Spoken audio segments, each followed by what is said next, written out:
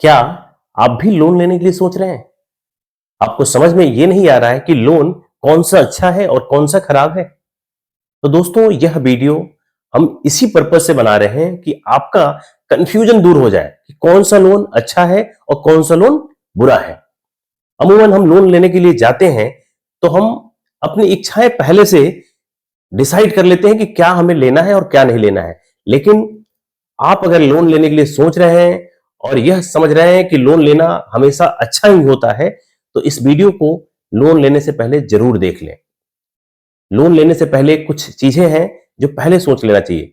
जैसे अगर हम बात करें कि अगर आप घर के लिए लोन ले रहे हैं, जमीन के लिए लोन ले रहे हैं, या किसी बिजनेस के लिए लोन ले रहे हैं, या किसी कॉमर्शियल प्रॉपर्टी के लिए लोन ले रहे हैं, तो यह लोन आपके लिए एसेट का काम कर सकता है। आइए समझते हैं कैसे। अगर आप कोई जमीन खरीदते हैं तो उस जमीन की कीमत और लोन पे दिया गया ब्याज दोनों में काफी अंतर बना रहता है। अगर आप जमीन ले रहे हैं और उसके ऊपर 10% का लोन का ब्याज देना पड़ता है आपको, तो जमीन अमूमन 15-16% के ग्रोथ से, एनुअल ग्रोथ से उसका प्राइस बढ़ता रहता है। तो वो आपके लिए एसेट का काम कर सकता है। दूसरी चीज अगर हम बात करें कि आप अगर कॉमर्शियल प्रॉपर्टी बाई करते हैं, तो कॉमर्शियल प्रॉपर्टी के अंदर एक कम से कम 3% का मिनिमम रेंटल यील्ड होता है, और प्लस उसके प्राइस भी 12 से 15% के हिसाब से ग्रो होता है।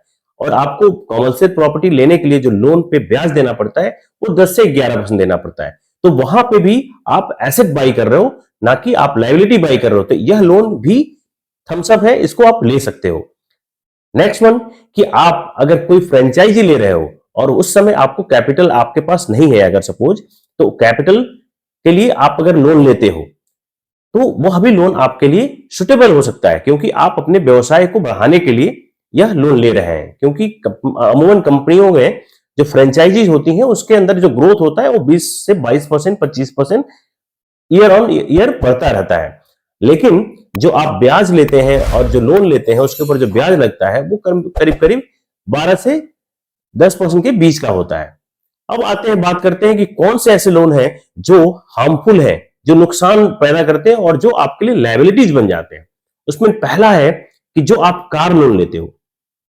कार लोन में क्या होता है कि जो भी आप कार लोन लेते हो, आज अगर आपने कार की वैल्यू सपोज 25 लाख रुपए का है आपकी कार, और जैसे आपने लोन लिया और वो गाड़ी रोड पे आई तो उसका कीमत तुरंत ही डिक्रीज हो जाता है।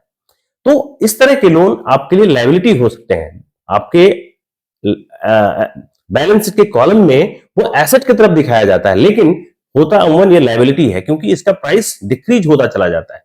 दूसरी बात करें अगर हम कि कौन सा ऐसा चीज है जो आपके लिए लायबिलिटी बन सकता है। आप गैजेट जो लेते हो, सपोज करें कि आप मोबाइल आजकल आसानी से आपको लोन पे मिल जाता है, तो वह भी आपके लिए एक लायबिलिटी हो सकता है। नेक्स्ट अगर हम बात करें तो बहुत सारे आपके पास कंज्यूमर डिस्क्रिशनरी वाले, जैसे फ्रिज, एसी, कूलर, ये सब भी आपको लोन पे आसानी से मिल जाते हैं। तो ये वाले जो लोन है यह भी आपके लिए एक तरह से लायबिलिटी का काम करते हैं, क्योंकि इसकी प्राइस डे बाय डे घटता चला जाता है।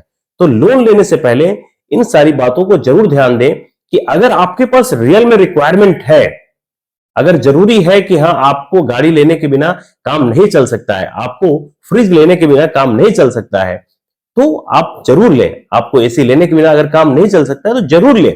लेकिन दिखाने के लिए और रैट रेस में फंस करके यह सारे लायबिलिटीज को न पालें कि आज मेरे पास अगर ऑल्टो से काम चल सकता है या 10 लाख की गाड़ी से काम चल सकता है तो मुझे 20 लाख की गाड़ी न लें। क्योंकि हमारी इनकम और एक्सपेंस को हम बिना एनालाइज किए बिना अगर लोन लेते हैं तो हम लोन ट्रैप में फंस सकते हैं और आगे जाकर के हमारे को काफी दिक्कत उठाना पड़ सकता है।